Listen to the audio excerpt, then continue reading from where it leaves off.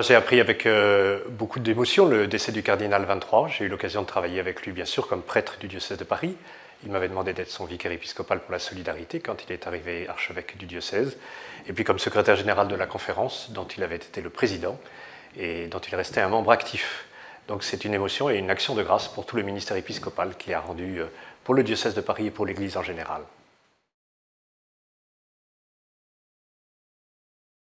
Je pense que l'histoire retiendra du cardinal 23 son autorité morale, qui n'était pas un autoritarisme, mais qui était un pouvoir de conviction et un pouvoir de la parole dans la simplicité de ce qu'il disait, mais avec une extraordinaire finesse de langage. On peut penser à ses homélies qu'il a prononcées ici à la cathédrale, lors des ordinations ou lors des messes chrismales, mais aussi sa présence et son action au sein de la conférence des évêques, dont il a été le président, et lors de l'instance de dialogue entre l'Église et l'État, dont il était membre de droit comme archevêque de Paris, où sa parole était toujours une parole d'une extraordinaire finesse, avec beaucoup d'humour et la distance qu'on lui reconnaît par rapport à l'ensemble des événements, mais une parole qui fait mouche et qui touche, parce qu'il sait exactement quels doivent être les rapports entre l'Église et la société, dans une laïcité qu'il comprenait et qu'il vivait comme la possibilité pour les religions de s'exprimer au cœur même de cette société, en maintenant un État qui est lui-même laïque.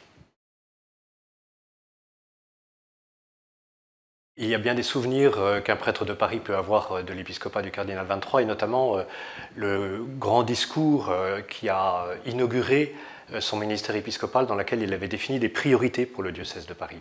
Et ces priorités sont extrêmement importantes. Il y avait notamment les jeunes, il y avait la question de la solidarité. Qui dit priorité dit choix. Et c'est important que le cardinal ait pu nous inviter à faire des choix pour l'annonce de l'Évangile. Et il nous avait demandé d'aller vers ceux qui ne demandent plus rien à l'Église. C'est vrai qu'à Paris, il y a du monde dans nos églises, mais d'aller vers ceux qui ne demandent plus rien à l'Église. Et ça a été comme un leitmotiv pour lui. Il y a tant d'habitants à Paris et en même temps, tant de personnes qui semblent bien vivre sans Dieu. Comment leur présenter Dieu aujourd'hui? Et je pense que pour eux, il nous a demandé, incité, poussé, soutenu à vraiment avoir cette dimension missionnaire. Il l'a manifesté de bien des façons, notamment dans le secteur dont j'avais la responsabilité, qui est le secteur de la solidarité. Le cardinal était persuadé qu'il y avait une dimension missionnaire dans la solidarité.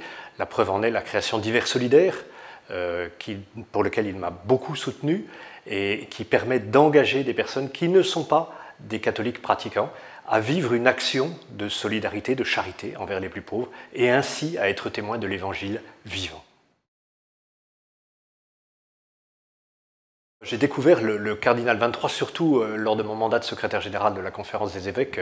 Lorsqu'on est prêtre de Paris, curé de Paris, les rapports avec son archevêque sont plus lointains. Mais comme secrétaire général de la conférence, il était l'ancien président. J'ai toujours eu beaucoup de joie à discuter avec lui lors du conseil permanent ou des assemblées plénières.